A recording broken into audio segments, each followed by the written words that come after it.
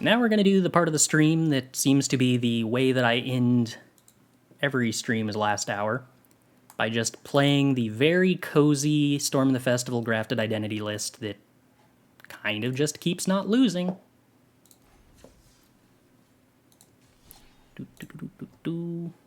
Eventually this deck will start losing and convince me that I should be, like, not considering it as a hyper-competitive Tier 1 deck. And yet... Best standard deck to climb to Mythic at the moment. I'm in Platinum for over a week. I don't know. Climbing to Mythic is always kind of a weird question of, like, if you're asking, like, how to read the metagame on a given day, I don't know. That changes day by day. And I'm not playing in those ranks, so I don't really get a super efficient idea of what the meta looks like right now. My best advice is usually the best deck to climb with is just whatever deck you have the most experience with. I tend to think familiarity with the deck and actually learning how to play it well matters way more than the small differences of how, like, high the potential of a deck is. I kind of feel like we're supposed to have a 2-drop, and I'm kind of supposed to mulligan for a 2-drop on the draw, but why not keep this an experiment with what happens if we don't have a 2-drop on the draw, and then draw a 2-drop on the draw so that we don't get to actually get any scientific data whatsoever. How unfortunate.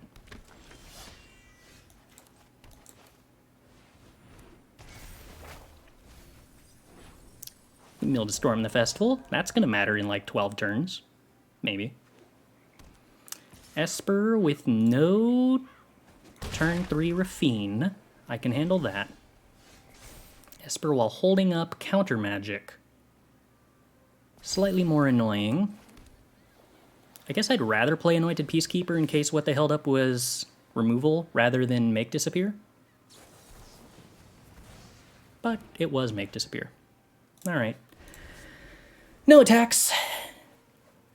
I want to deny teachings of... Tenacious Underdog with teachings of the Kirin. Okay, we have killed my teachings. Sure? Deal. Were they that desperate to stop me from exiling the Underdog?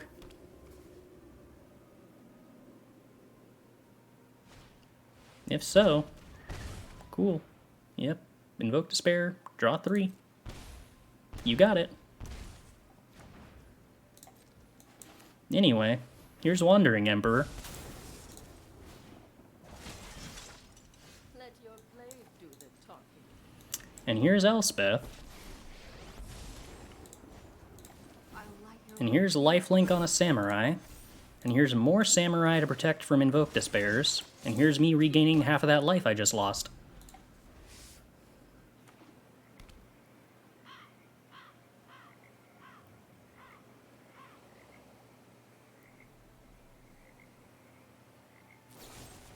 Oh no, my 3/3.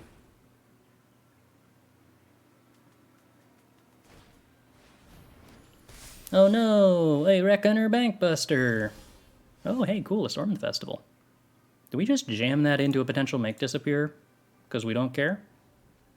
Tempting.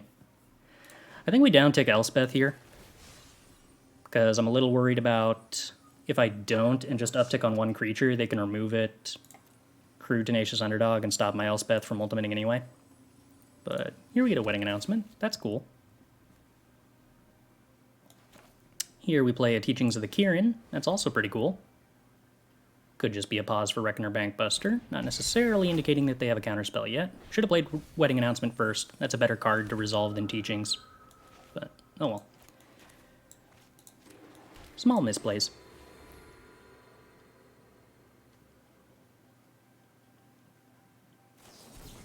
They did in fact have the Make Disappear.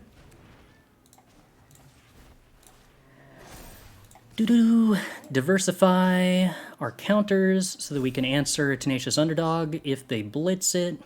They can also crew the Bankbuster and ship the Bankbuster in at us, but if they choose to do that, then they're not drawing with it, and that makes me happy too.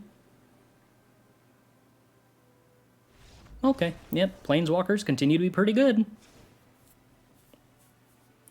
That Invoke Despair sure did draw them 3 cards while not putting anything on the board.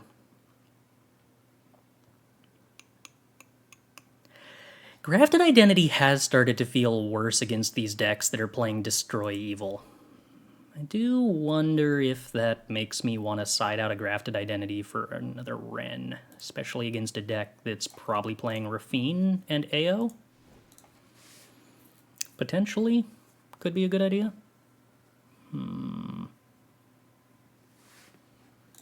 Well, we can try it. Other than that, do I want to bring in Welcoming Vampire? Does draw lots of cards. How do you deal with decks like Jund to abuse Fable and 7/7 Titan? This deck's surprisingly good at it, because you just do a very good job of building bigger creatures than their Titans. But you also have to actually kill the Fables, well, Disdainful Stroke to counter the Titans, but that can be tricky against Reanimator, because you're not necessarily going to be able to have the Disdainful Stroke held up early enough. So a lot of the time I think that the answer for this particular deck would be Destroy Evil, bringing against those decks, and then just outcard advantage them the fair way round.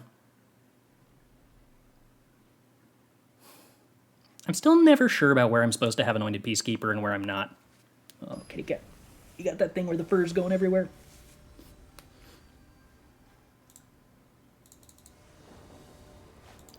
But generally speaking, if you don't want to lose to 7/7 Titans and Fables, you have, in my opinion, 3 options.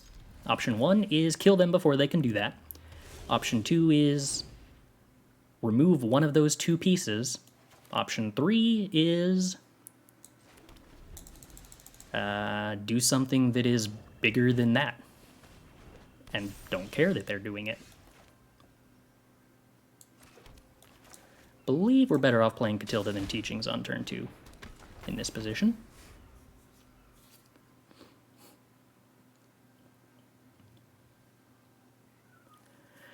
Not that we really have anything to do on turn 4, but it looks like the opponent's missing their 3rd land drop and draws to try to hit it. It's the land drop and has cut down for Katilda. Mean. We draw a really good 3-drop. That makes me happy. Also makes me wish I still had Katilda, because these humans are mana dorks. Then we could play a 5-drop next turn. Oh well. Opponent's still trying to hit land drops, kinda fails. We draw Gala Greeters plus Teachings of the Kirin. That's cool. I like making a treasure so I can cast 5 drops next turn.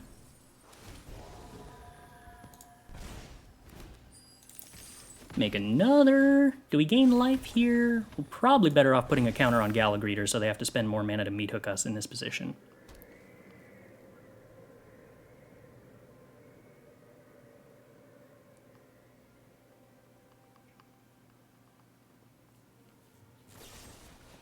Infernal Grasp on Gala Greeters, sure. Opponent holds up 2 mana to Reckoner Bankbuster. We draw a land, which means I could Jam Storm the Festival. Oh, okay. Well, opponent kind enough to use the removal spell rather than hold up a counter spell. Then if they're going to do that, why would I deny them the privilege of seeing what Storm of the Festival happens to hit? Elspeth, that sounds like fun. Wedding Announcement also sounds like fun. Let's go ahead and downtick the Elspeth, see what fun that has. Ooh, that's got a Shanna. Shanna's fun. Love Indestructible Shanna. Draw 2 cards. Good times, good times.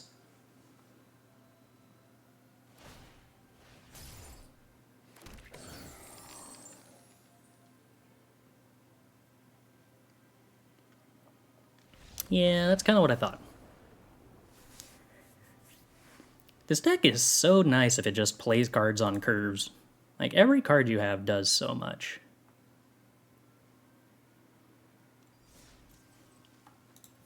It helps if you actually top deck all your cards on curve, but I mean, that's just how you get good at Magic, right? You do that more.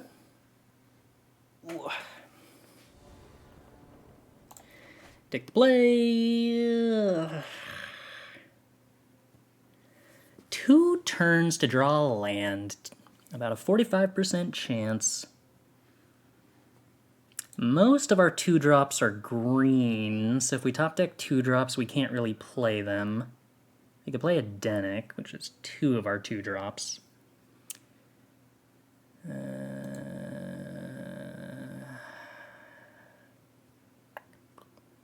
It's close. I think this hand probably doesn't win if we don't hit the 3rd land by our 2nd draw step. And we'll just draw land then.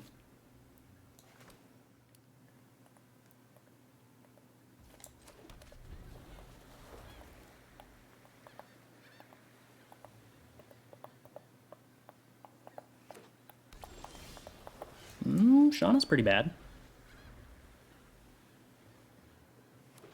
Not a land or a Dennick.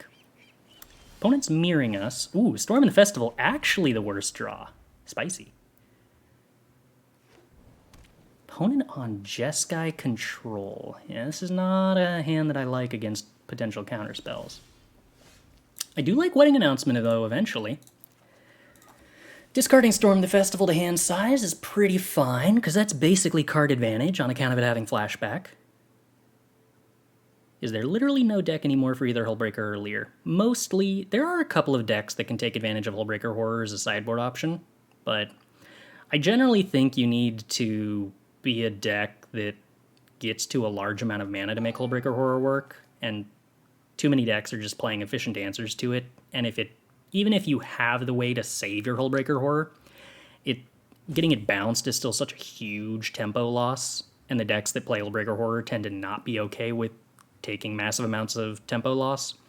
The best thing I've seen for Hullbreaker Horror has been like a pivot plan for Titan of Industry decks to play after... Oh, that's sad.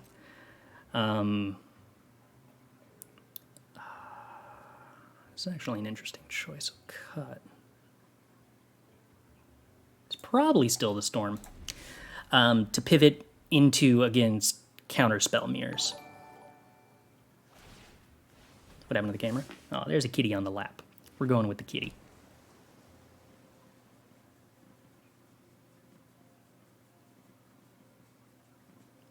But yeah, Leer got pretty subsidized by Fading Hope being a good card.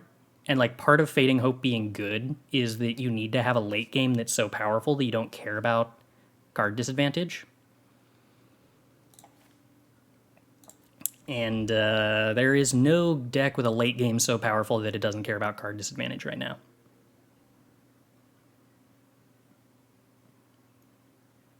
You go first. Keeping that hand with that green is very bad. You can gamble more on the draw. I don't necessarily agree with that, because I think that the punishment for not having a 2-drop is also higher on the draw. So we have more incentive to mulligan, in my opinion. It's more likely that we hit our 3rd land drop on the draw, but it's also more punishing, even if you do. That said, whether we were on the play or the draw, we have missed like 4 or 5 draw steps in a row at like 50%. That's just bad luck. I mean, the odds of this happening are about as bad as the odds of mulliganing into a bad 6 anyway, so I do think that I would probably still make this keep again, but you have to do so knowing that some of the times this is going to happen. That's Magic.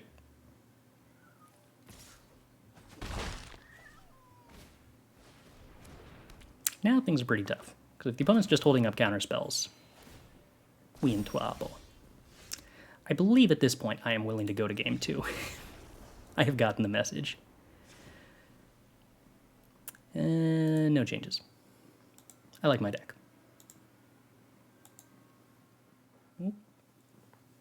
Taking off, kitty?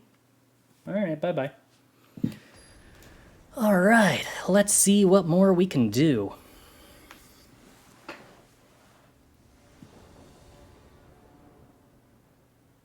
We will take the play. This hand has lands, so that sounds like a good deal to me. How many lands do we play? In this deck, I think it's 26. Yes, 26.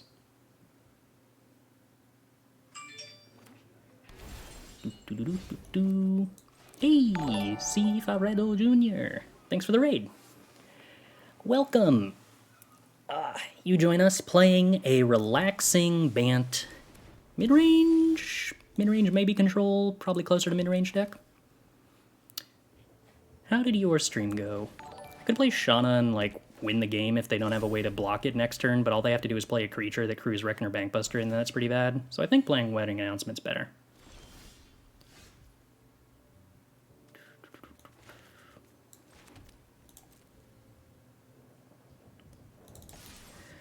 So, in all likelihood, the opponent's drawing a card with Bankbuster and then going to do something on their turn. So I think Dennick or Shanna's stronger against that. I guess... No, if they have a counterspell, I want to give them something they have an incentive to use the counterspell on. That makes my 5-drops that I have in hand better, and denies them resources. I just don't think resolving the Dennick actually is very meaningful. Hey, there we played tonight on ladder. I messed up when playing Mardu and Fatfinger the Wandering Emperor against Katilda. Oh, yeah, I'm sorry. That was unfortunate. I'm pretty sure you just straight up had the win on the next turn. I believe we would rather draw a card than make 1/1s here. Is that the case? I'm probably going to jam Wrenn and Seven, and that's probably going to get countered, but we'll deny them Reckoner Bankbuster activation for doing so. Yeah, I think against what looks to be a control deck, I just value resources more than board position at this point.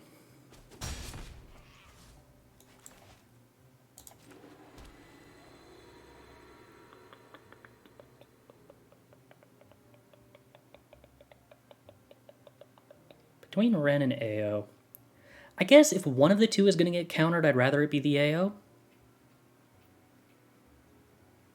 Wrenn seems like a stronger card to resolve later. But by that logic, Wrenn forces them to counter more than... Oh, you know what? AO plays around Spell Pierce, which seems like an insane thing for a 4-color deck to be playing, but maybe that's just a strong enough reason to play the AO over the Wrenn in that position where my opponent's holding up exactly 3 mana. Idyllic Beachfront. I'm going to assume this is a very, very budget deck.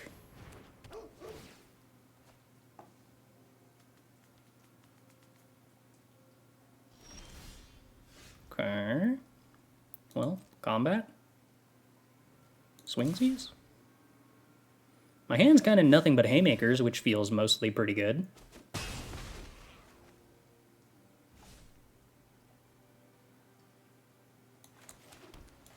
Alright, you want to answer this Wrenn opponent? No, you want to draw cards with the Reckoner Bankbuster instead? Alright. We're going to uptick Wrenn because I guess the card I'm scared about now is Temporal Firestorm, and I'd rather my Wrenn not die if possible. Okay, Leyline Binding is why we're playing... But why are we playing Painlands and non-Triomes? Budget Leyline Binding deck, I guess?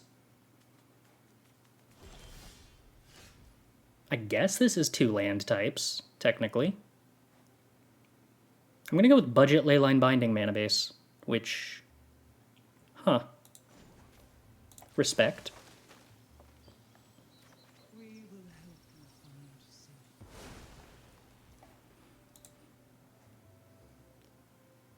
Never seen a Wrenn and 7 ult? We ultimated Wrenn and 7 earlier today to win the game, actually. It has been a surprisingly Wrenn and 7 ultimate full day. Let's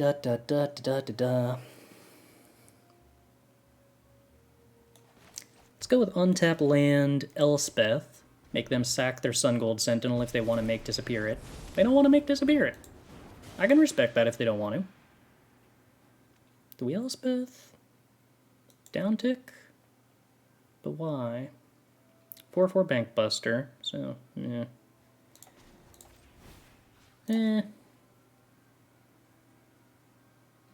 Show 'em what you got. What do we start with here? Flying, I guess? For next turn? I'm actually not going to attack with this turn. Teachings? You want to counter that opponent? No? Want to draw with Bankbuster? Okay.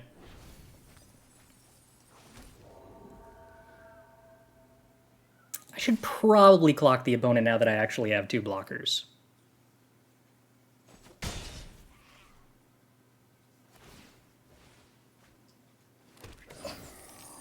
He's just absolutely sprawled out over my bank statements and cleaning himself, because of course a pile of bank statements is the natural place to do that. Yeah, Farewell is not a card I would typically expect my opponents to play alongside Leyline Binding, but I've been surprised in the past. And also I've got a board of Planeswalkers, which is generally pretty good against Farewell. There's a Bankbuster. It's going at Wrenn. Do we double block the Bankbuster? Yeah, why not? We're here to experiment. I don't need to kill my opponent or anything. We spend 3 mana to save the Bankbuster. Okay. Very well, I guess. So this goes up to 4, goes up to 5. So currently we need to storm the festival into 2 things that buff the human token's power for lethal here? Is that what that sounds like? That's what that sounds like to me.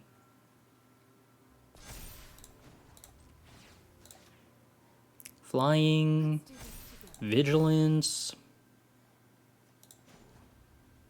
uptick Wrenn, threaten ultimate.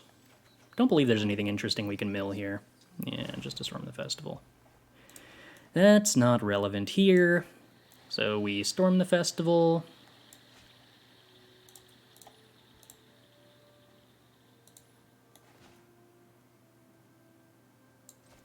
Try to hit 2 pump spells, Wandering Emperor, the Grafted Identities, the other Elspeth. We discarded the other Elspeth, or we milled the other Elspeth. Or in this case, we get to ramp. That's pretty cool too. Think of all the things we can cast next turn with all of that ramping we're doing.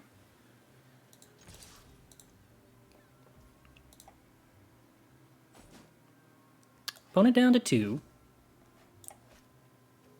We get to play Dennick, hold up Boseiju, which can get an AO back at instant speed, and that sounds fun.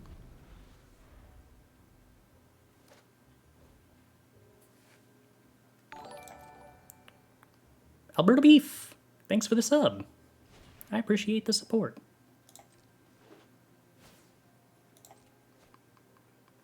Farewell mostly doesn't affect Planeswalkers.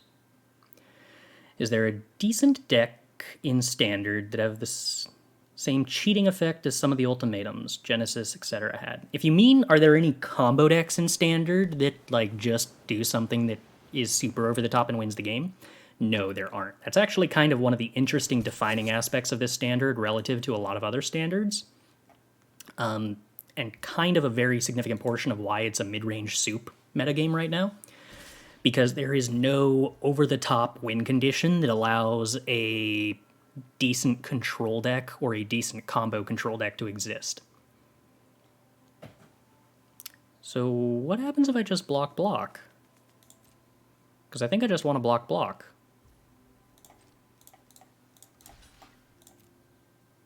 What was the plan for this opponent? Meadook for 1?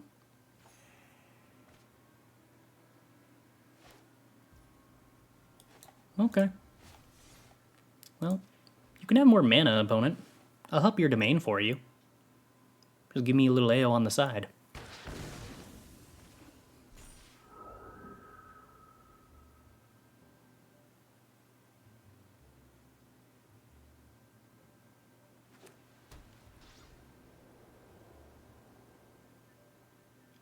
So now we're threatening 2 Planeswalker ultimates. And that's, like, probably cool. I'm gonna start with ultimating the Wrenn. and then the opponent concedes. It counts as ultimating the Wrenn if I put the ultimate on the stack, even if the ultimate doesn't resolve. What? Right. Let's see. So, having now seen what the opponent's up to, I am a lot less interested in having Grafted Identity in my deck. I am a little more interested in having Anointed Peacekeeper in my deck, I think. I'm slightly more interested in Destroy Evil against a deck that is bringing in Leyline Bindings. Doesn't hit Reckoner Bankbuster. I could also do Welcoming Vampire attempts at value. I could also just play a pair of Disdainful Strokes to be safe. I don't love the Disdainful Stroke idea in this deck, just because we are such a tap-out heavy deck at a lot of points in time. I do want a Wrenn, since that's something that doesn't get completely invalidated by a Leyline Binding like the AO does. So that swap feels natural to me. I think I'd rather have Welcoming Vampires than Destroy Evils or Disdainful Strokes. I think we just are a good deck naturally against Farewell.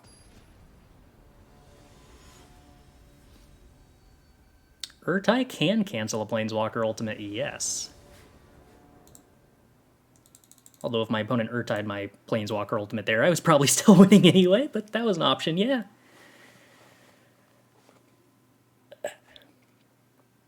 No 3-drops, but the mana here is too good to say no. Oh, or rather, no 2-drops here, but then we drew a 2-drop. So thank you, deck, for correcting me and providing an answer to the problem.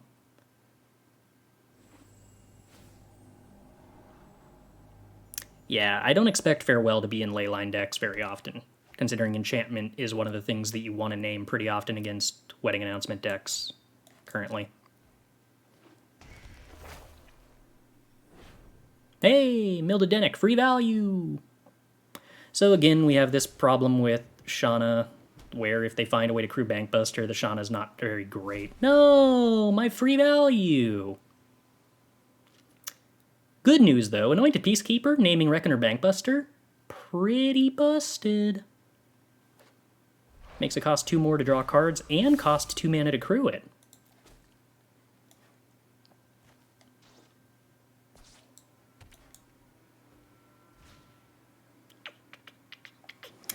Adeline, huh? And Teferi? And unfortunately, Sun Gold Sentinel does a pretty good job of protecting the Teferi regardless.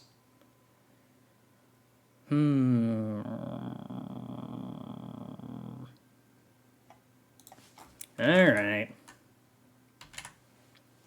Reckoner Bankbuster it is. It doesn't leave us in a super stellar happy position. Could attack my opponent for 2. Lets them attack with Sun Gold Sentinel. I don't really want that. So I think we chill with the 2/2 for the time being.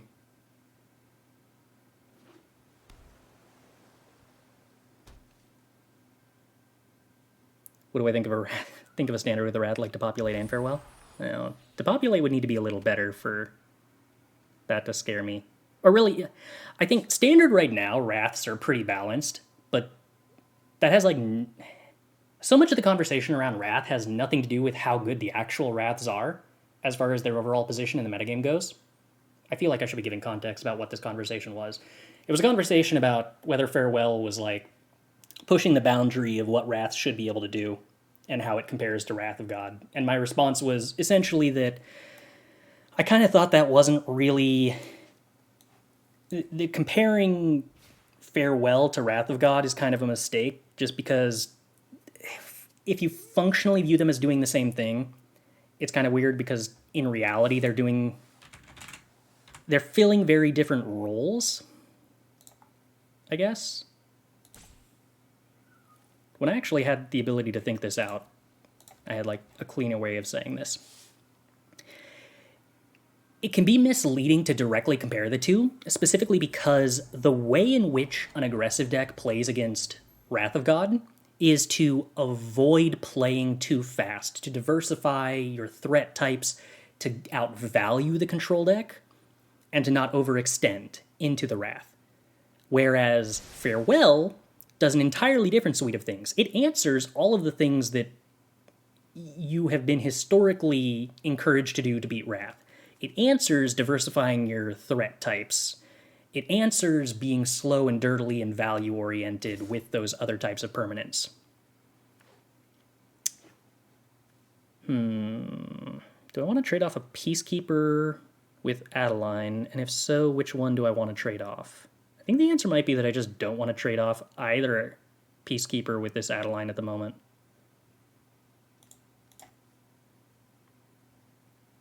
Nah. 3 damage opponent, you got it.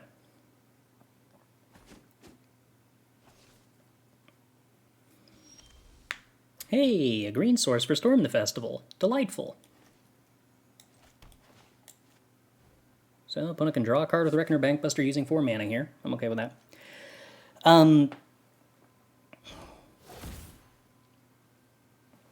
So, it's interesting in a sense that a large portion of the overall balance of cards that can be called Wraths is, in a way, unrelated to the Wraths themselves and more related to the holistic sum of what a control deck has to do. Like, Jeff made a very good point that if a control deck just gets to play every Wrath, their Farewell removes any way to play around that for very aggressive decks. And I agree that's the case, but if control gets to play every aggressive card that exists, or every anti-aggressive card that exists, you shouldn't be able to beat that with an aggressive deck. Like, every deck should be able to beat any other type of archetype, in my opinion, if it is sacrificing every other matchup and going 100% all in targeted on that matchup. Unless you get 2 decks that are like both trying to do that, then obviously one of them has to lose. But the balancing aspect of that is the other matchups, where if you're playing a bunch of 3 mana board wipes, I forget the name because I don't play it because I don't think it's good in control. A bunch of 4 mana Supreme Verdicts and a bunch of 6 mana Farewells, you're going to lose like every control mirror and so many mid-range matchups. And like every matchup against any of the combo decks.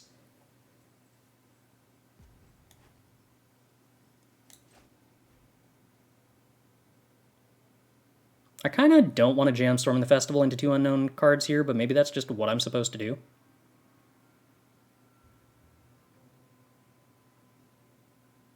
Divine Purge, yeah.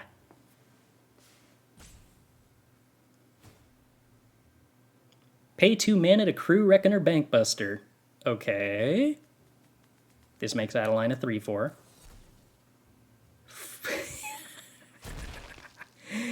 Alright. Well. Yeah, you counterspelled me, opponent. You did it. Now they can't draw with Bankbuster, because it still costs 4 mana to activate.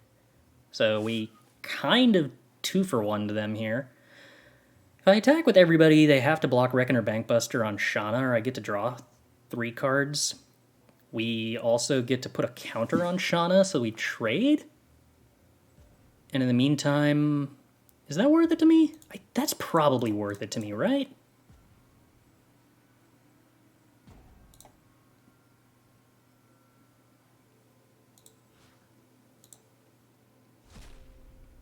I guess they get to eat my 2/2 with the Adeline. No, opponent. Oh, opponent. Yeah, I mean, you get to draw a card with Reckoner Bankbuster, but I get to draw 3 cards. That's not what you wanted to do. Oh, dear. They really wanted their Reckoner Bankbusters turned online.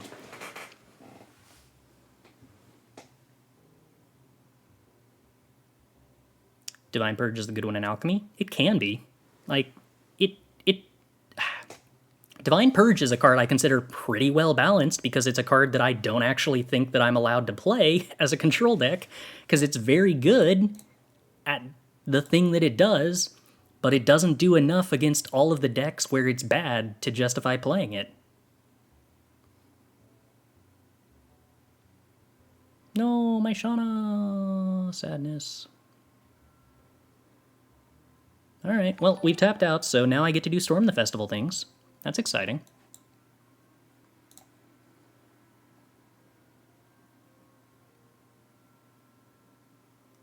Well, mostly a whiff, but not completely.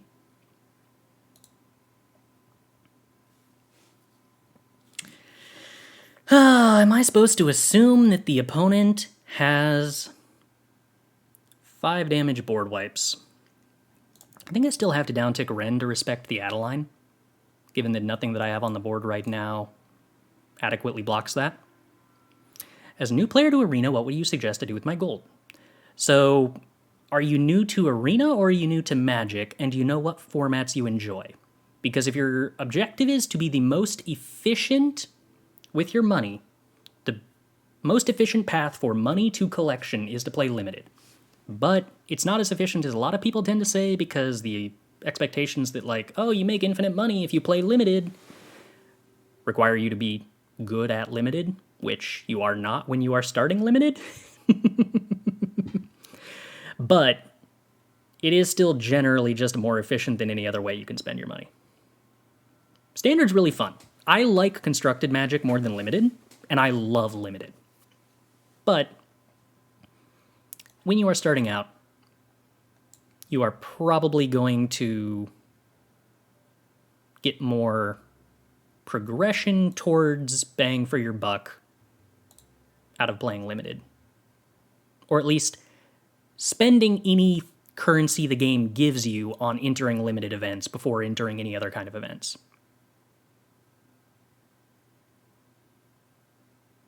Do I want to play Shanna here? Is that overextending in any way?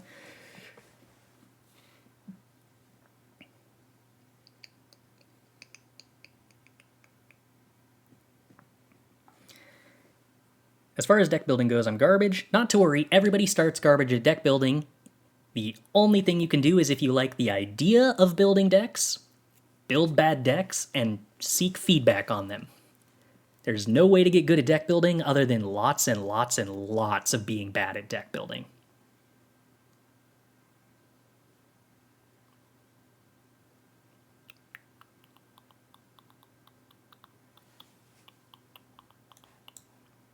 Given that I've got more Storm in the Festivals and like Infinity Mana, I think I'm probably just supposed to overextend into a sweeper, because I don't think I'm actually scared of a sweeper.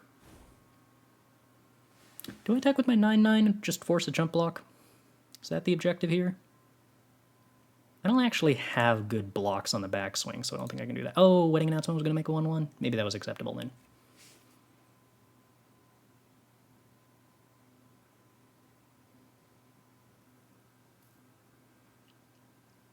I also just wail to keep up. I probably spend like about $120 every time a set comes out, give or take. Because I tend to play more on ladder than any kind of event, which has the worst return rate in terms of time spent to money out, or money equivalents. But also, I think, makes for slightly better quality of practice once you're at high mythic. And also tends to make for better clickbait, I think. Well, there goes the farewell. Did we just not exile the creatures? Opponent, no, that's... No, opponent, wait, that's completely insane. My board is so much better than yours. I have a 9/9, opponent. Okay. Well, I'm going to cast Storm the Festival again.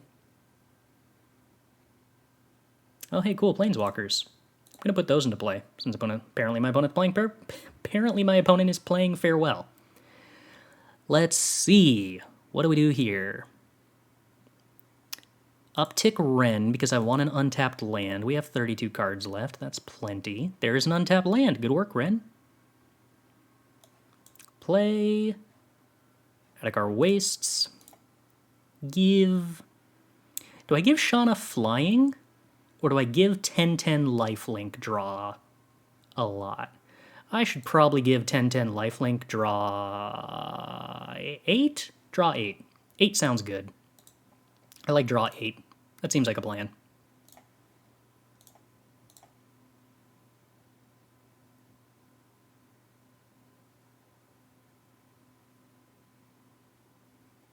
Yup, that's a 4/4.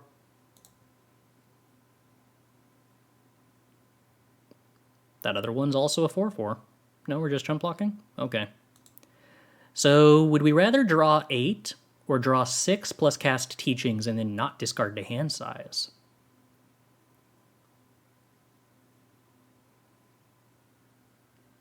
Oh, wait. I'm probably not supposed to draw maximum here regardless. Because I do want to have blockers.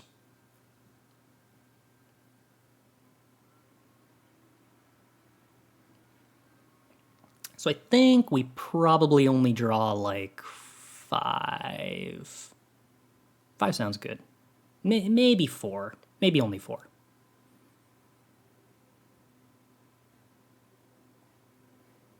Yeah, I think we only draw 4.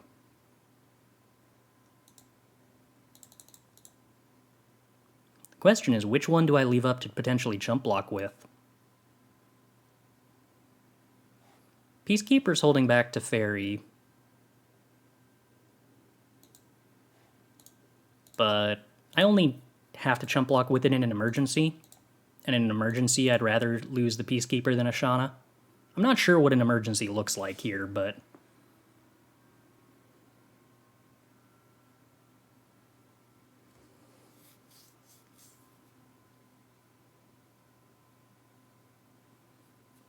somewhere where they manage to remove 2 blockers.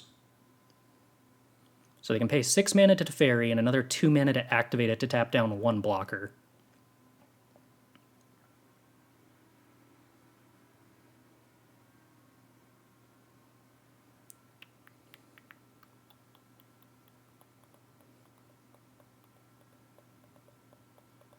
Does it mean the end of Lily players? Oh, the Lily players were always over.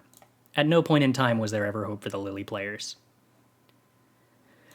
Blockety, blockety, blockety.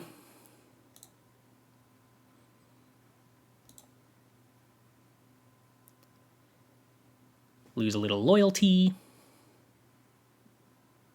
Peacekeeper still alive. Teferi still insanely expensive. I have the capacity to give a tree flying. That seems pretty good.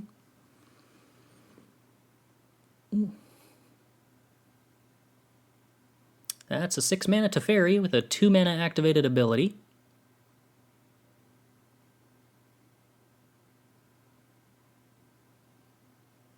Two mana, gain 2 life, untap Angel of Wrath.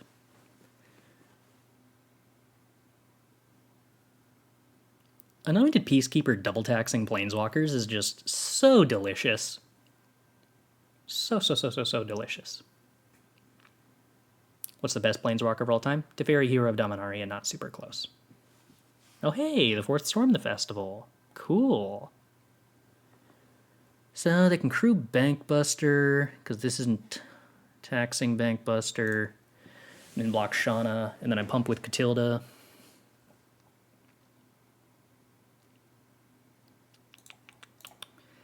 So we give Giant Tree Vigilance, probably. Would you rather give it flying? We'd probably rather give it flying so that we can actually kill the Teferi. And then, let's see, downtick the Wrenn, I guess. Play Storm? From Graveyard? Nah, we want to draw cards with Shanna, right? Play Storm from hand? What could we hit? We actually don't have a ton left in our deck. We could hit Wandering Emperor. Huh, we're actually like out of decent targets for Storm the Festival. There's a fairly decent chance that I'm not supposed to do anything here to play around Farewell, being the only card that I'm actually scared of at this point. Maybe we play AO? Maybe we don't. I don't know. So they can't block the 13/13, meaning they're taking 7. They're going to 7. If I attack with Shanna and Peacekeeper, they can only block 1. 13 plus 5 is not lethal.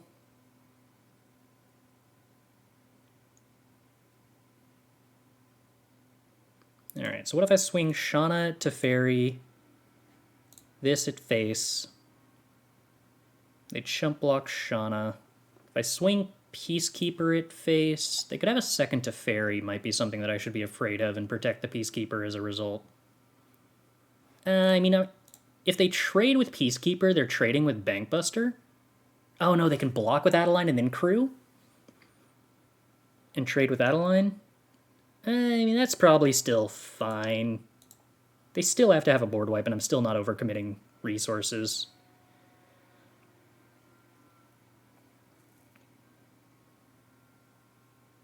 This block doesn't really work.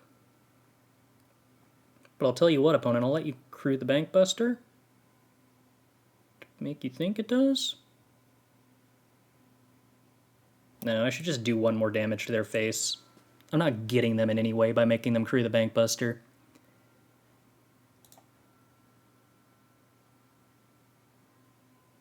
Boink, boink, boink. Boning down to 3. Play a land.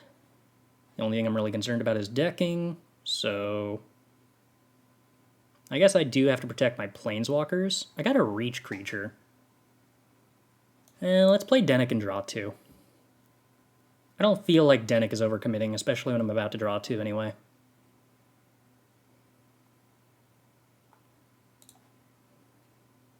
Could draw 18 cards if I wanted to. I don't think we want to, but I could. Alright, opponent, farewell, and then let me rebuild my board with planeswalkers. Wow. The plosives are really getting to me tonight. No one played Dennick till his standard rotation? Yeah. So one of the interesting kind of defining things that I've been finding about this standard is that you actually kind of have to work pretty hard to find enough playable 2-drops post-rotation. Like, I'm playing Teachings of the Kirin in this deck, and it doesn't really do anything other than be a 2-drop.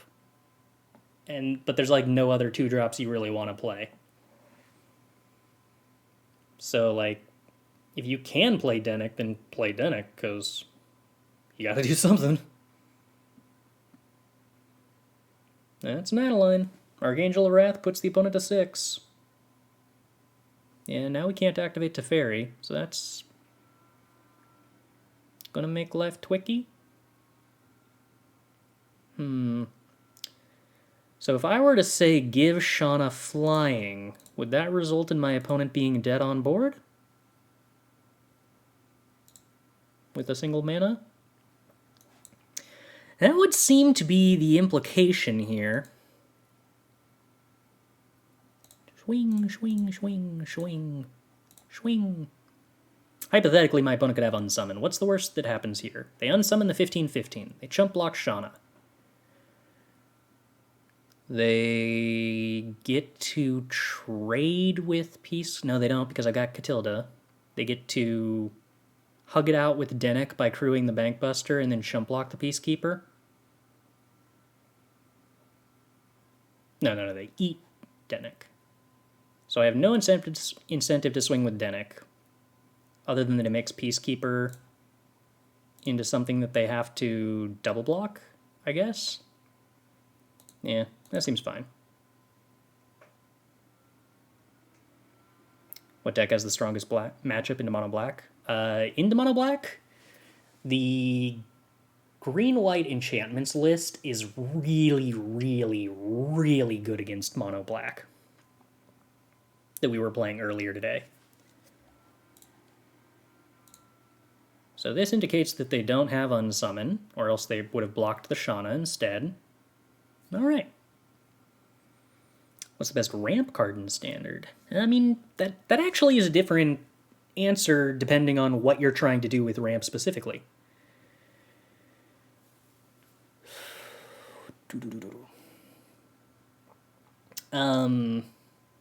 Because, like, every card that does ramp right now, in one way or another, also has some other benefit.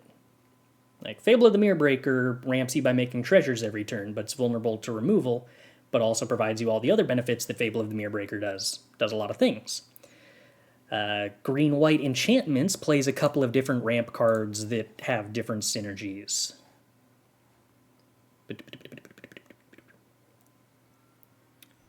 It's not like we have anything simple right now like Rampant Growth that just does the ramp thing and only the ramp thing. Azusa's Many Journeys is a card that ramps you but requires you to play a lot of lands in your deck or else it's not reliable. It also flips into a creature and triggers other kind of synergies and is an enchantment for when that matters, like with Hallowed Haunting. Jukai Naturalist is a really, really, really powerful ramp creature, but is ramping in only one specific way in terms of enchantments. Katilda is a super powerful ramp card, but has a kind of weak body, provides you value in the late game, and synergizes with other humans, in addition to randomly having protection from werewolves to reduce the amount of damage you take early on against random decks. Restoration of Eiganjo is sort of a ramp card, but does infinity other things at the same time.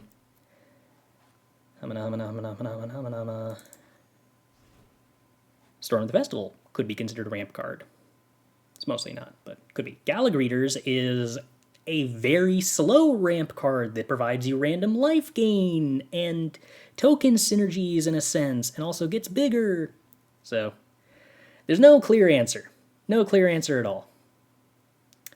Katilda feels good? Yeah. I've been very impressed by every Katilda right now. Just providing so many forms of mana sink and card advantage and mana acceleration. I'm like summarizing 2 cards at the same time here, but hey, they good. They very good.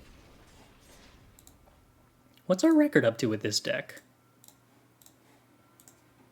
I don't feel like I've done a lot of losing with this Bant deck.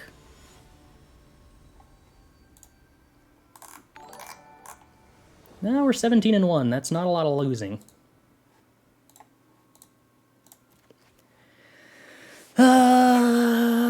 Okay.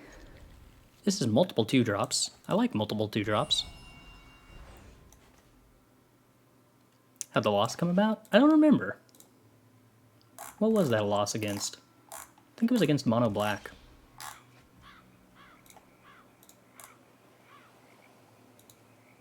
I decided to play the deck in best of 1 for some reason and lost against Mono Black Pilfer in best of 1.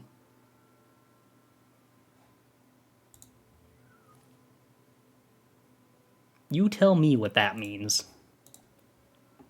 Because I don't know how that happened, or why I played it in best of 1. Kind of think maybe that was after the stream ended, and I went and grabbed a cocktail and kept playing for no reason at all. I think that might be what happened. Peacekeeper here is kind of tempting, but I'm probably just supposed to play Wedding Announcement to get the Gala Greeters engine rolling and incentivize them to use the Blood Tithe Harvester on it. But anytime you can play Peacekeeper on curve, I'm so tempted to.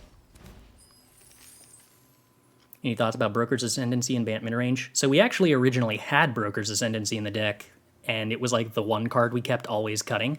The problem was that Broker's Ascendancy very rarely ever made a difference, because either we had a huge board state and we were winning, and Broker's Ascendancy just made us win more, or we didn't have a board state and we were in trouble, and Broker's Ascendancy was a card that didn't do anything because we didn't have a board state. So it was just like, why play Broker's Ascendancy when I can play something that actually is a 3-drop that does something on curve or in a low resource game? That's what it mostly came down to. This is a little bit awkward of a position. Oh, my opponent's hand is annoyingly good here. I think I just slow them down from playing Fable. Maybe I'm supposed to make the Infernal Grasp more expensive, so they can't Infernal Grasp me plus Blood Tithe Harvester. The Shieldred I'm not concerned about because I Grafted Identity it.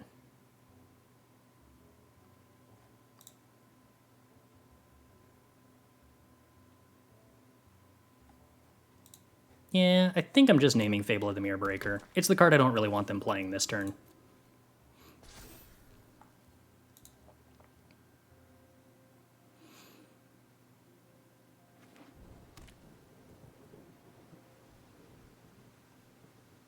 Yeah, Broker's Ascendancy is at its best with Planeswalkers, and this list has a lot of Planeswalkers, which is why I was originally into it.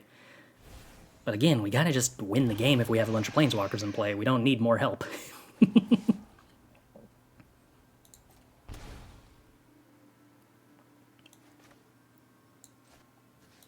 Gimme.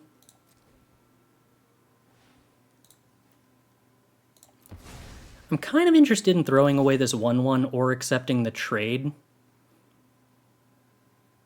If it means I get to draw a card when I'm missing land drops.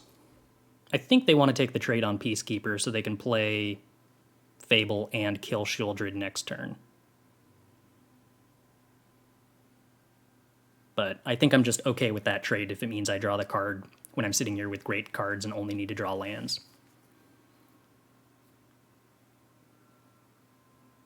Maybe that's wrong. Maybe I'm just supposed to accept another 2/2, knowing that my Peacekeeper kind of invalidates Corpse Appraiser. That they have to kill the Shieldred pretty quickly. I don't know. I'm not sure on that turn. It's a toughie. There's the Grasp. There's the land. There's the Fable. Katilda's mana equal here. So interestingly, drawing Katilda sort of punished me for the double attack because I actually lost a ton of mana by losing my human and not gaining another human. So I could play Katilda into Teachings, get a 2/2 to trade with the Goblin Shaman. I could play Peacekeeper, naming Blood Tithe Harvester, which taxes them a 10. Then I get to actually attack with a 2/2.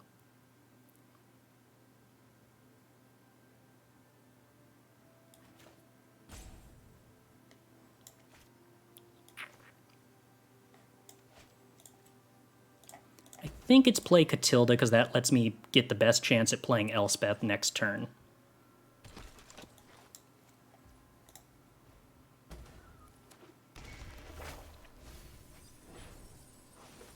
Alright, milled two things that weren't lands. They weren't bad cards, but they also weren't lands.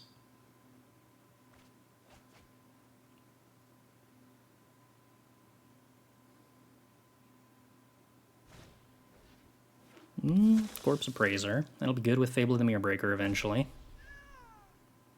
This is a position where I'd like to have a Dennick to shut off the Corpse Appraisers with the Fable of the Mirrorbreakers.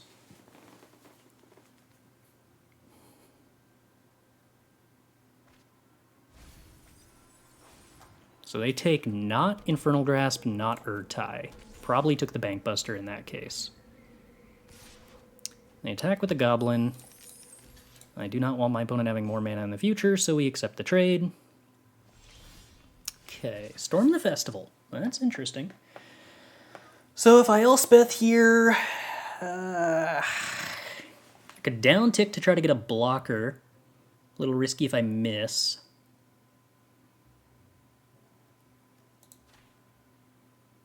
I think I'd rather Anointed Peacekeeper and play Teachings.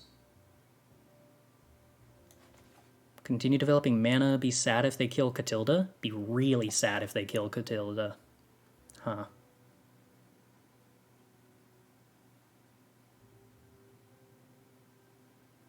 Meat Hook currently for 4, but if they Meat Hook, they kill Fable.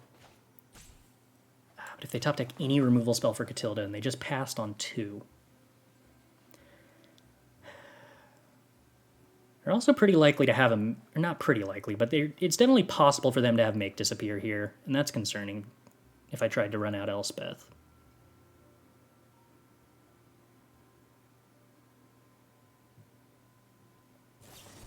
They do have Make Disappear, and they chose not to sacrifice anything, so I just get to pay for this. Whoops. Alright, let's super tax Reckoner Bankbuster then, because I want that to be very expensive to crew and use. So the other thing I could have named was Reflection of Kiki Jiki to make that cost 3 mana to activate in the future, which has the potential of being the correct decision. I don't know.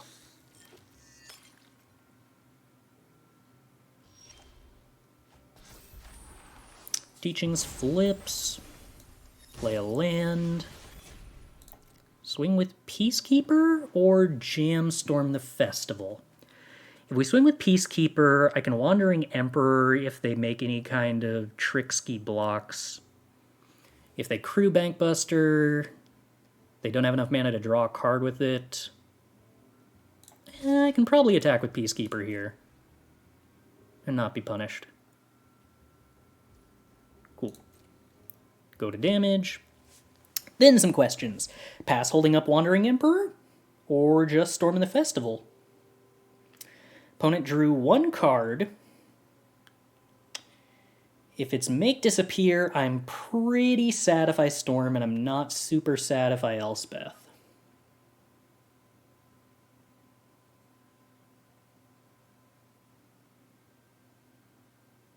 Could also just Teachings, pass holding up Wandering Emperor.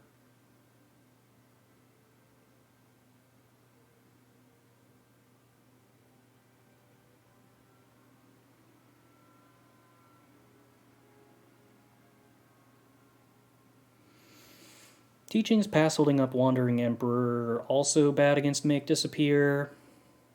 Reflection, Blood Tithe. Sack on Peacekeeper. Holding up Katilda Pump doesn't really matter because if they copy Blood Tithe Harvester, they're going to have 3 blood tokens anyway. Might matter if they use the blood tokens here at the end of turn.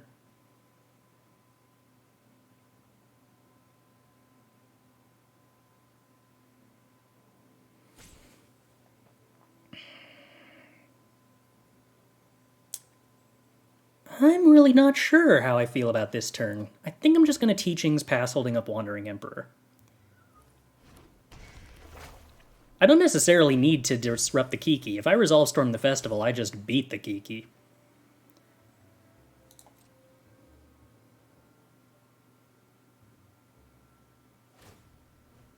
Pay for draw.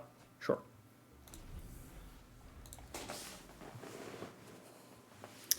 No, you know what? I think I had to go for Storm the Festival because, again, if they find a removal spell for Katilda, which they have on board with Blood Tithe Harvester, then I'm immediately out to no mana. This was actually very incorrect to do it this way. I was so focused on them removing Peacekeeper, I forgot that they're capable of removing Katilda.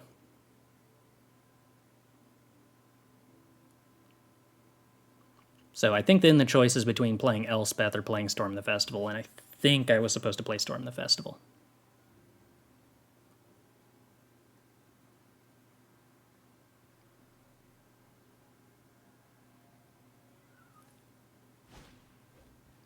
Fable, sure. This should be a pretty obvious Wandering Emperor.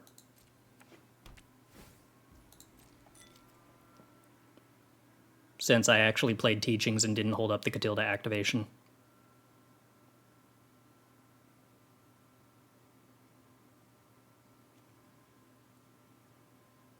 Hypothetically, they should Reflection targeting the Summoning Sick Blood Tithe Harvester, so if I have a removal spell, I don't get to remove all of their access to Blood Tithe Harvesters, but okay. I want them to make the choice for what they're targeting with Blood Tithe Harvester before they know whether I'm doing anything with my Katilda.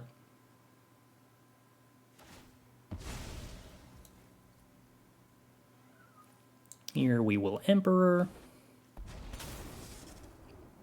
We will not activate yet. We'll set an instep stop. Just in case they decide to attack the Emperor, I want to represent all of these activated abilities.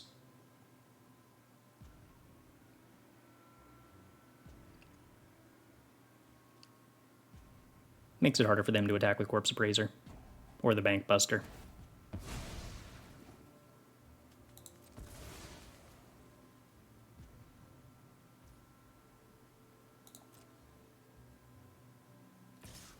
They do attack with Corpse Appraiser. Okay. Well. That is playing sort of into the onboard combat trick, but I'll roll with it. Show them how we greet our enemies.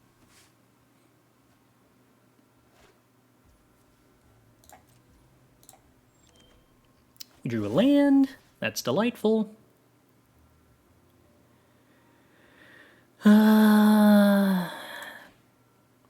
Get us something that's capable of blocking Reckoner Bankbuster.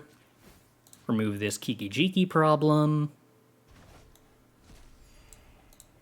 Play out this Elspeth that we drew the perfect land for. Uptick Elspeth? Start threatening ultimate? Down to Elspeth.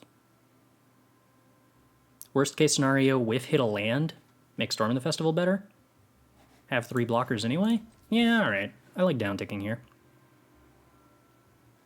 Whiff, get a land. That's actually, like, not even horrible. No attacks.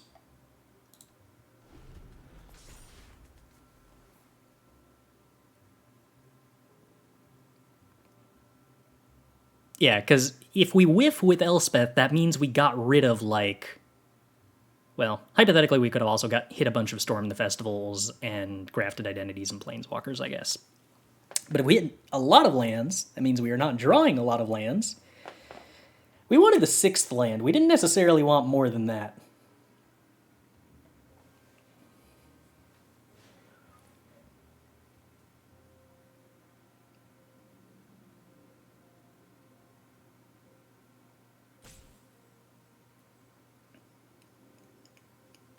I love that just having a bunch of Planeswalkers forces our opponent to figure out how to mess with our board.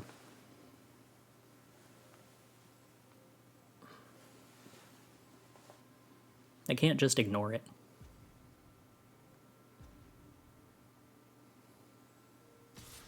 Alright. 2/2 attacking Wandering Emperor probably results in me blocking with Kirin Touch Orochi. Meathook Massacre needs to be for 4. So we are going to block with the Kirin Touch Orochi and not the 4/4, because if I block with the 4/4, then my opponent can Meathook for 3 to wipe the board, and that means they can draw a card with Reckoner Bankbuster. We're not okay with that, so we block with the slightly smaller creature. They kill the 4/4 anyway. And then Meathook for 2. But do 1 less point of damage to me because the Bloodtithe Harvester is already dead? Yeah, that works too.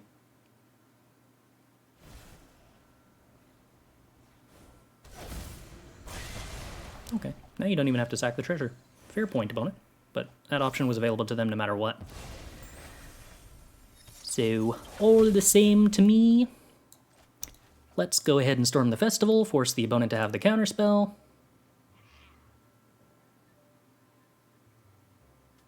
Probably should have upticked first. They have the counterspell. Okay, that means they're not Reckoner Bankbustering.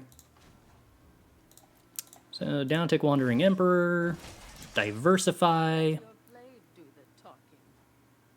Make a 4/4 that, ooh, has first strike. Super profitably block Reckoner Bankbuster. Delightful.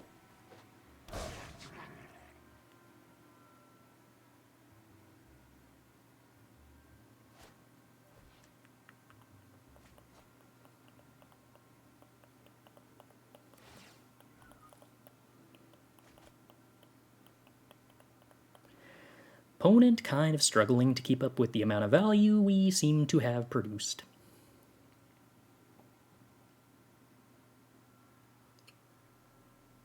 Opponent debating what to target with a Voltage Surge. Wants to fizzle what I uptick Elspeth onto, 'twould seem.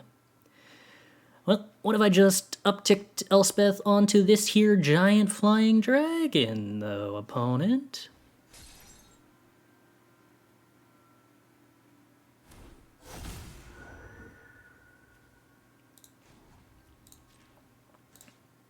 Kirin touched Orochi, attempt to give it Vigilance, opponent Voltage Surges in response, doesn't need to sacrifice blood to Voltage Surge here. Yep.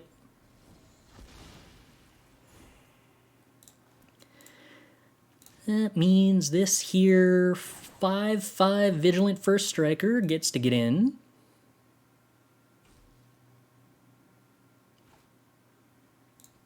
I don't know. Maybe it was better to have the Teachings of the Kirin as a 3/3 Vigilance.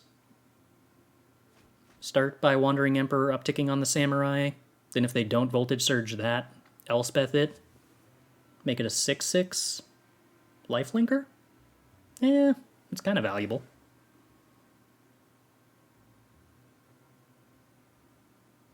Dong, dong, dong, dong, dong.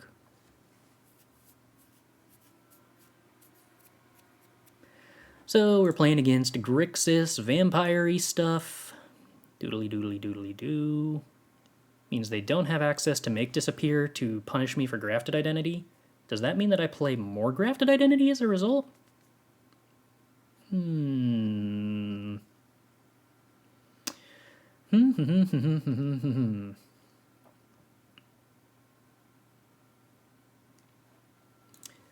Oh dear, I like all of my cards. Against this opponent, what do I play?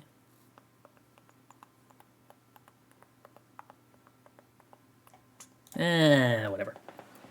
Are the creatures worth stealing? Fable is and Shieldred Super is. Are the two big ones.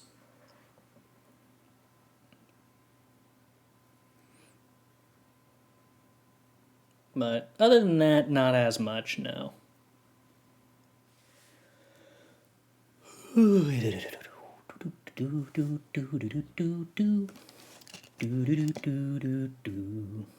Solkanar is mostly a bad steal target. Yeah, that's true. But on the other hand, if we do steal Solkanar, a second Grafted Identity is an excellent sack outlet for the Solkanar.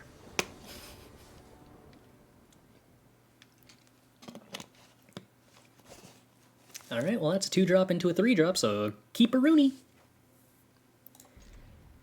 I'm Gash. Yesterday I played mono white with you, this Bant deck. Deck's wonderful? Aw, thanks. Good games in that case. Ugh. Ooh. I think I'd rather play Gala Greeters than Katilda on turn 2, given that I don't actually have anything to do with the extra mana from Katilda. And if they're going to kill something, I'd much rather they kill Gala Greeters. But they're off to an aggressive start. Here comes the Bankbuster train. Busting my face.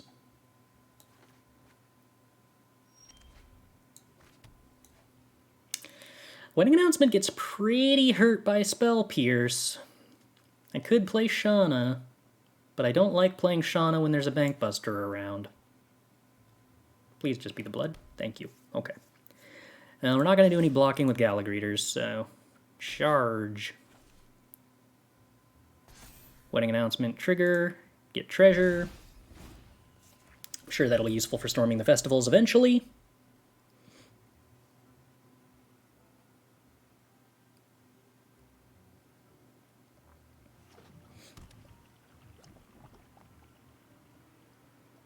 Is 1x Gala Greeter all you want? I think that's all we really have space for, and I haven't really been impressed by it in multiples. Yeah, 1 Gala Greeters, because like that's kind of what I feel like I have the room for, more ramp. Katilda, the legendary downside, starts to stack up at 3 copies. I could play a whatever that 2-mana 2/2 green-blue creature is that makes double mana for flashback spells over Gala Greeters, but I've liked the Gala Greeters being able to gain life for Shanna synergy thing that happens.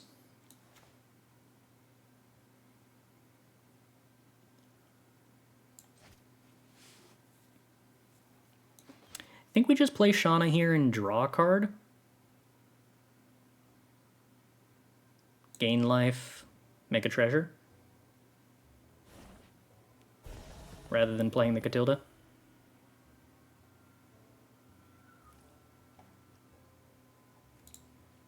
The order on this doesn't matter because I can stack the triggers elsewhere, but I'm kind of thinking about what happens if they Voltage Surge my Gala Greeters. I want to gain the 2 life. I think that's the only difference that I can think of.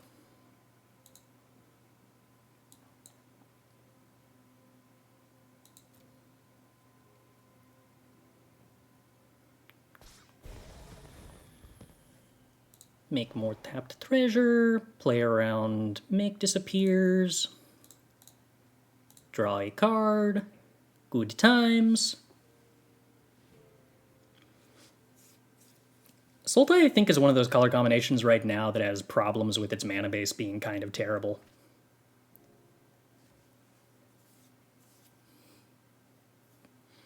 Some of the 3 color combinations that aren't Triome colors have slightly better mana bases because they have multiple pain lands. But by and large, we're pretty focused on the land or the mana combinations that have good access to triomes.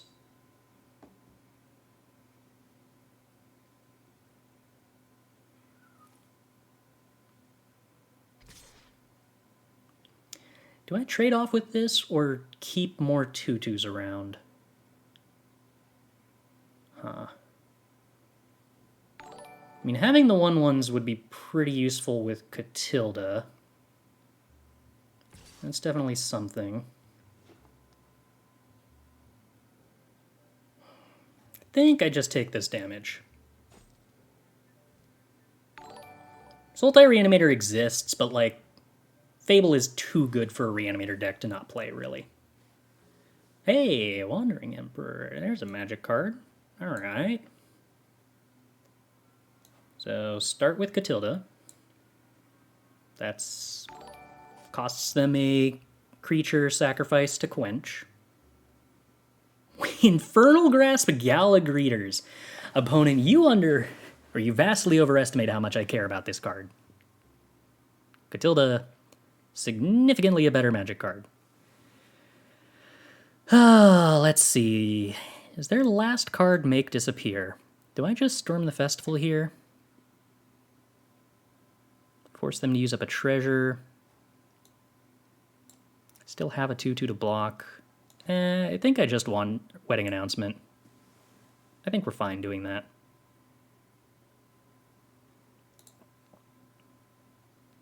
No attacks. Make 2 1/1s. Transform Wedding Announcement. Opponent draws a card with Bankbuster. Sure. Board state wide. Fable flip. Opponent kind of needs to board wipe, but failing that needs to answer Katilda. Sacks Blood Tithe Harvester, targeting Katilda. I Wandering Emperor in response. Uptick, save it. If the opponent has a counterspell for the Wandering Emperor, we're sad, but then that's one less counterspell they have for Storm the Festival. Draws looking for counterspell. Fails to find counterspell. Informs us that Storm the Festival is allowed to resolve next turn. Katilda goes to 1. We're having quite the lovely wedding here. What you got for me, opponent? Meduk Massacre for 1 to kill Katilda? Second removal spell on Katilda? Soul Transfer on Katilda. Alright. Manadork's gone. Sadness. 2/2 swings at Wandering Emperor. Goblin Shaman trade accepted. Blood Tithe Harvester played. Storm in the Festival resolving. Wandering Emperor down-ticking before Storm in case Wandering Emperor number 2 is what the Storm decides that it wants to hit. Storm hits Dennick and Wrenn. Okay. Well, that's reasonable. Let's go with down-tick Wrenn. 3 good blockers. Is that enough? I do want to draw the card, but 4 blockers seems better. So, swings, put the opponent to 10. Have board state. Wrenn token, very resilient to Meathook Massacre. More Storm in the Festivals. Delightful. Oh, I love all this wedding announcement and festivals. What a delightful deck this is. It's just a constant party. Oh, and we got the Gala Greeters too? Wow, I didn't realize we were actually like so thematically party-oriented. Huh. And here I thought that was a Adarkar Rising limited only mechanic.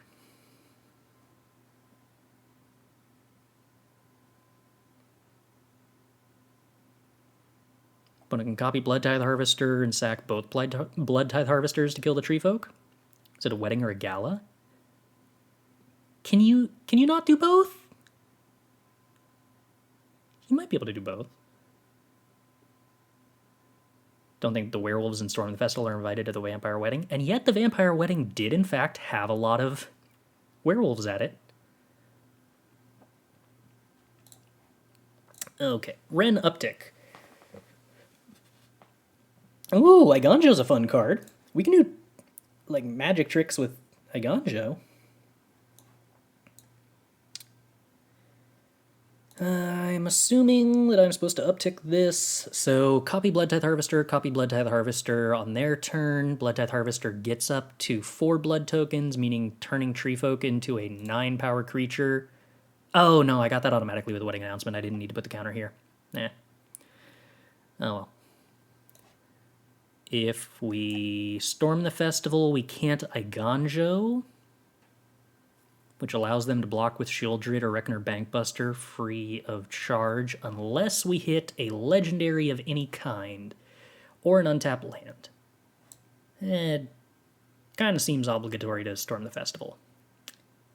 Well, we do wind up hitting an untapped land, so Eiganjo, here it is. Doot, doot, doot, doot, doot, doot, doot. Alright, opponent. You're aware of the Eiganjo, so good luck.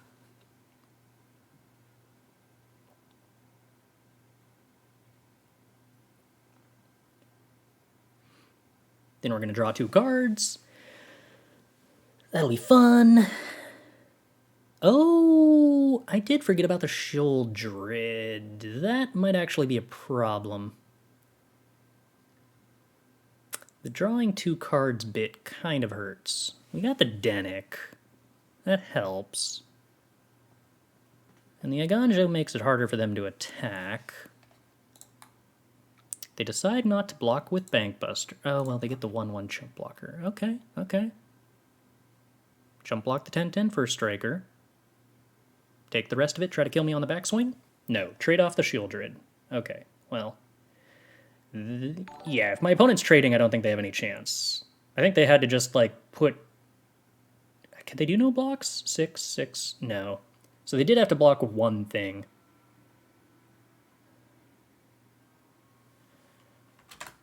So, first strike damage.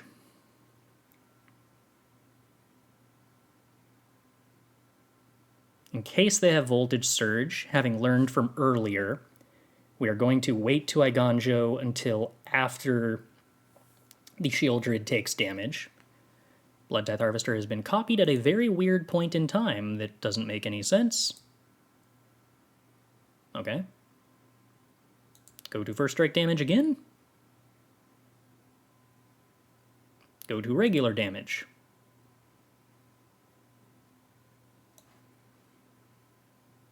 Then we... Oh, no. I threw it. I had to do this before Dennick died, so I couldn't play around Voltage Surge. Alright, that's educational. I wonder if we die.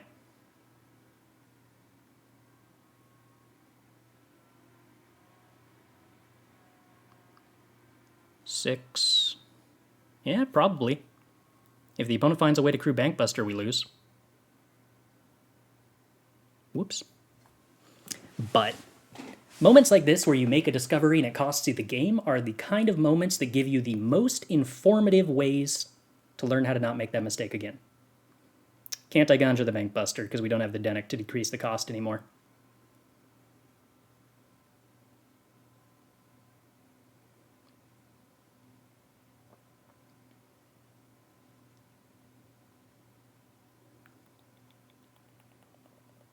All right. Highly educational. Ooh. Do do do do do do do do. Do we want to make any changes at all?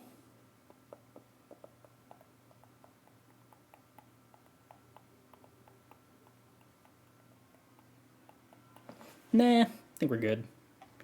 I am kind of interested in potentially siding out the AO for a Wrenn, given the existence of Soul Transfer. I'm uncertain on that in general, when that's correct.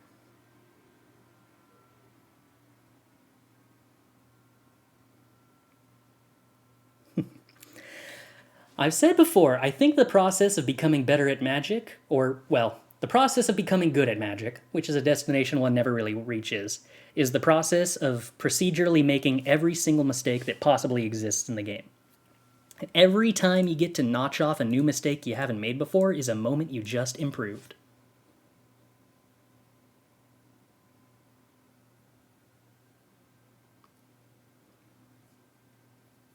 Is probably too good when they don't have Soul Transfer to cut. Yeah, but it's not like Wrenn is bad either in that position. It's just slightly worse against specifically Infernal Grasp.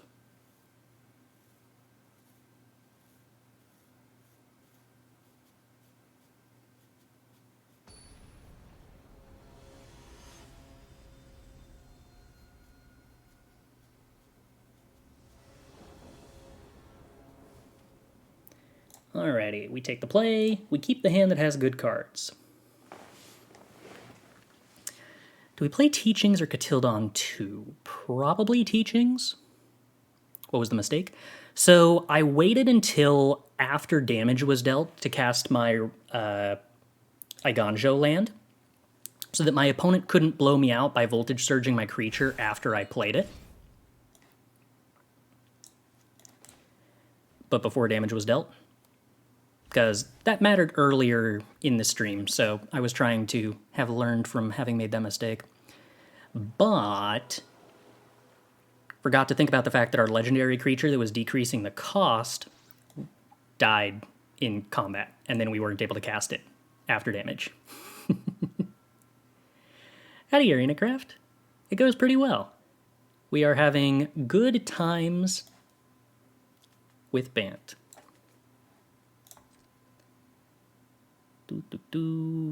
I think I just don't want to take damage from Blood Tithe Harvester more than I want to do damage to my opponent, so the 2/2 holds back.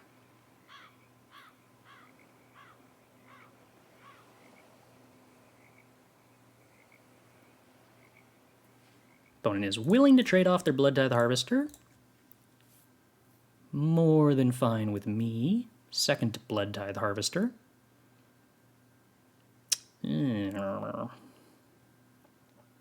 Less fine with me.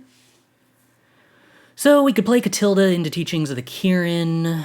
Then the Blood Tithe Harvester hits the Katilda. Not really excited about that. I believe we just Shanna and accept that they're going to Blood Tithe Harvester the Shanna. I am a pretty big fan of Shanna. They have very much impressed me in this deck. Running 3 copies of it, and I felt pretty satisfied by that. We were originally running 2, and I decided to cut other 3 drops for more copies. Like, a lot of times it just trades with another 3 drop and gains you 3 life, but, like, that buys you so much time. They had blood tokens too, so they could have just blown us out there with Kiki. Nah, because you can't activate Blood Tithe Harvester in combat. It can only be activated as a sorcery. Dun.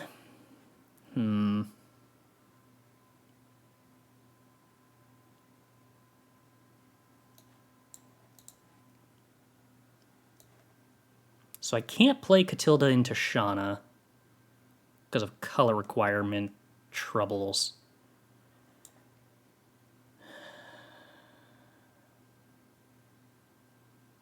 This is actually a little inconvenient.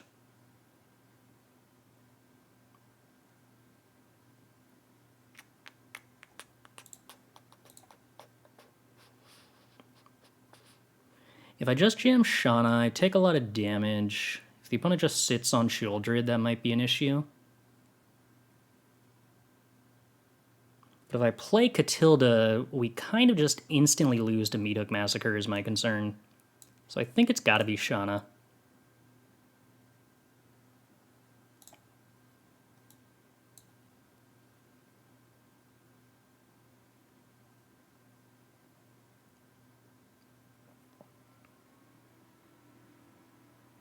The rest takes Teachings. I can live with that.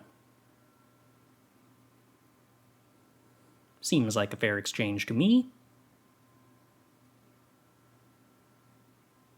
Soul Transfer on Shanna, no attack with Shieldred. Okay.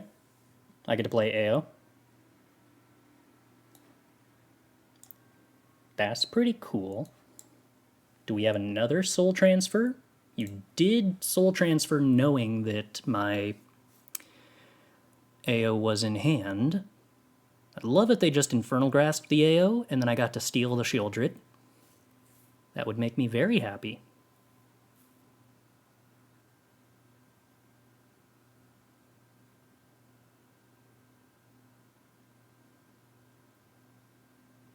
Blood to the Harvester. That mostly doesn't matter.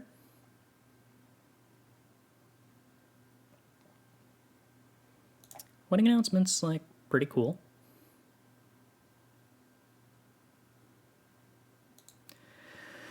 Alright. Swing with AO. Do some damage.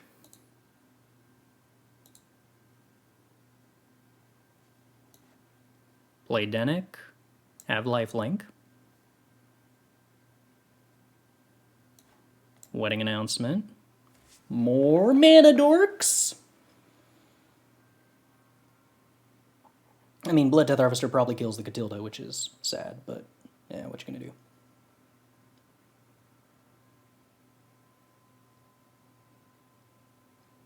I hope they kill the AO with the Blood Death Harvester. That would make me happy. Mostly because I feel like it would probably steal the Shieldred, because I'm a lucky person who good things happen to. Alternatively, you could top deck one of the ways to remove Shieldred. That'd be cool too.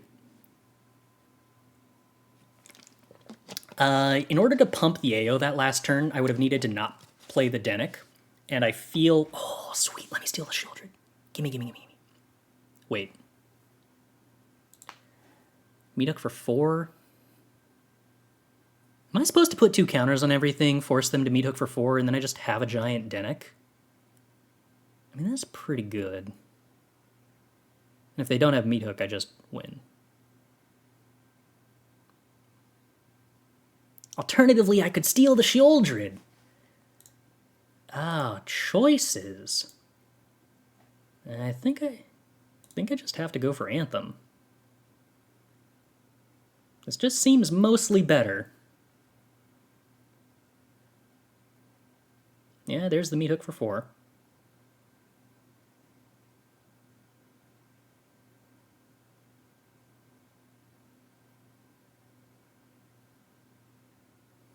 Like, yeah. Oh, what are you going to do? Not block? And if you block, I just get to cast Dennick. Can I name Blood with Anointed Peacekeeper? I can't, right? No? Choose any card name. Bummeroony. Alright, what do we not want them to cast here? Soul Transfer actually doesn't do anything other than kill Dennick. So taxing Soul Transfer doesn't do anything. Taxing Fable doesn't do anything. Corpse Appraiser doesn't do anything. Bankbuster is probably the card that we do the most by taxing. I agree with that.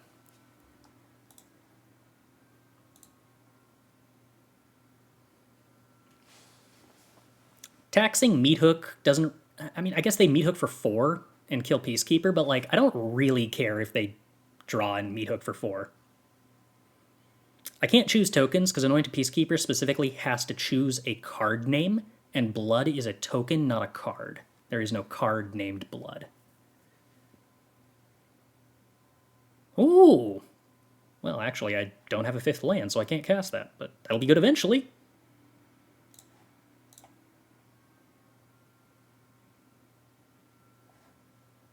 Oh, did they draw Reckoner Bankbuster and then loot it away with Blood? Wow, got him.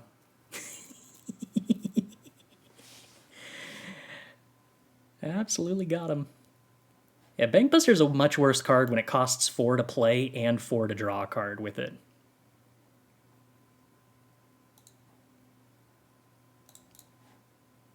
Doinkity doink.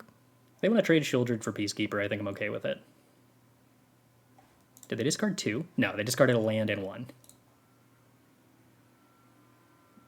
Doink doink. Back up to 19 life. Thank you, Shieldred.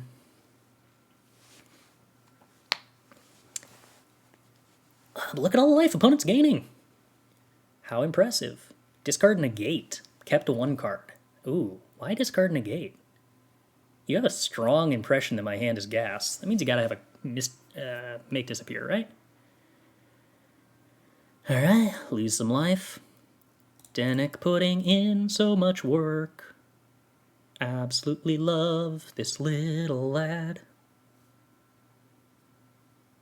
No, my giant Dennick.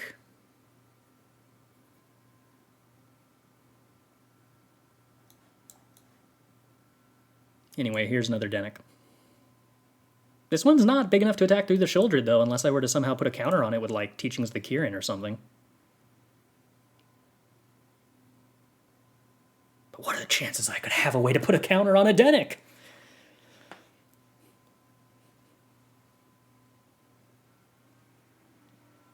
No, there's a flipped Fable. Opponent could do something with that eventually, maybe.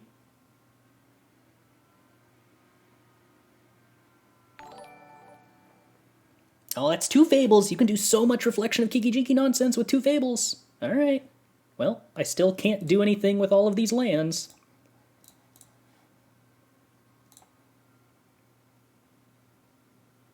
Or I guess I should say without all these lands.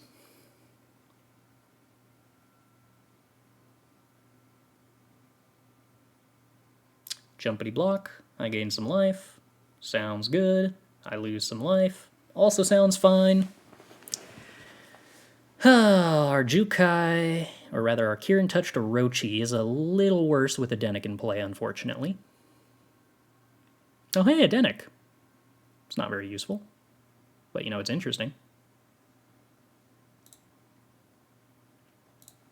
Opponent's pretty close to doing the Fable of the Mirror Breaker looping thing.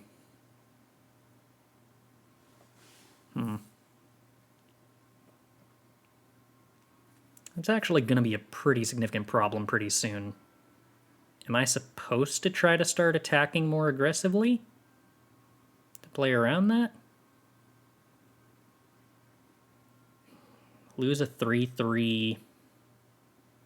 Push through 6 damage. It's hard to gauge what my opponent's life total actually is in a way that tells me whether that matters or not. But yeah, it is really weird that we're halfway through my deck and have found 4 lands. Yes, that is slightly strange. Nah,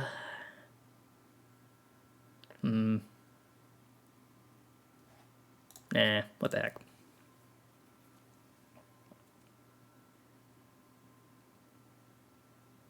Curious the opponent decides to block with real 2/2 instead of fake 2/2, but okay. How many have we milled, though? That's a good question. 1, 2, 3, 4. So, 8 lands in the top 25. Alright, Reflection of Kiki-Jiki nonsense. This is where things get awkward.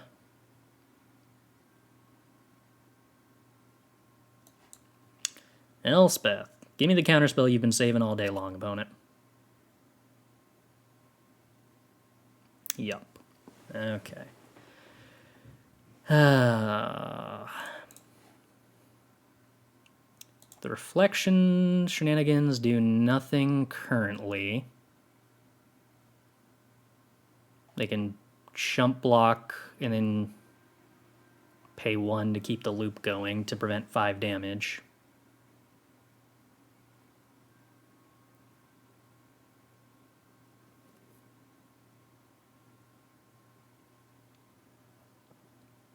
Yup.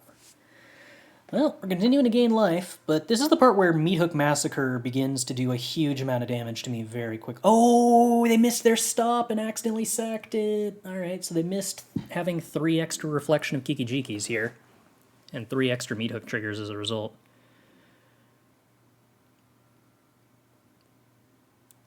Land, Storm the Festival. You got another counterspell, opponent? Yes. Okay. Well, do we swing with everybody? They get 3 blockers, block, block, block, take 3. Oh, hey, wait, that mostly seems like lethal.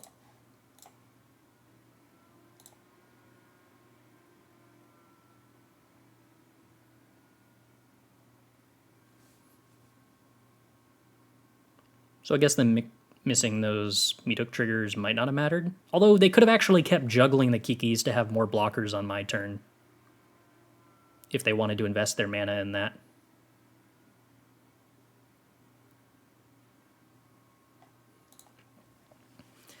I choose to believe that winning this game despite being stuck on lands for so long is a slight karmic rebalancing for having accidentally a tiny bit punted away the last game. Yeah, I don't know that anything you do here matters, opponent. And I mean that, like, lovingly.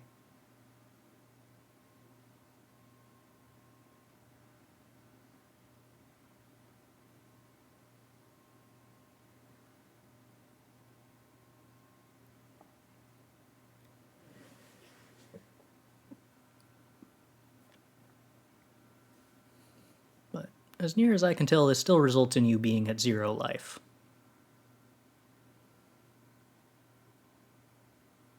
Yeah. All right. How much life do we think that singular Dennick got us that game? Considering that we actually never found a Grafted Identity, which, come to think of it, I'm assuming I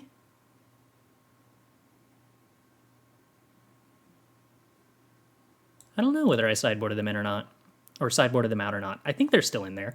But had we chosen to AO to put creatures on the board, we probably would have gotten wiped by Meathook anyway and not had the Dennick and lost this game for, like, quite easily a long time ago. I think choosing to put counters on everything to play around specifically Meathook for 4 with a large Dennick was the, like, defining choice of this game. Fancy that.